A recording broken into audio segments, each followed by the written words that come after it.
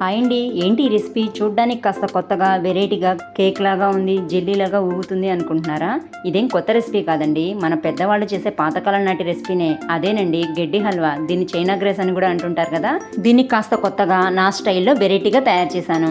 ఈ ప్యాకెట్లో పావు భాగాన్ని ఒక గిద్ద పాలల్లో, ముప్పావు భాగాన్ని 3 గిద్దలు వాటర్లో నానబెట్టుకోవాలి. ఇలా అరగంట నానిన తర్వాత పాలల్లో 1 టేబుల్ స్పూన్ పంచదార యాడ్ చేసేసుకొని చిక్కబడే వరకు మరిగించుకున్న తర్వాత నెయ్యి రాసి గ్రీస్ చేసి పెట్టుకున్న ప్లేట్లోకి వేసి ఆరబెట్టుకోవాలి. తర్వాత వీటిని చిన్న చిన్న క్యూబ్స్ గా కట్ చేసేసుకొని ఏదైనా ఒక వెడల్పుగా ఉండే బాక్స్ లోకి యాడ్ చేసుకోవాలి.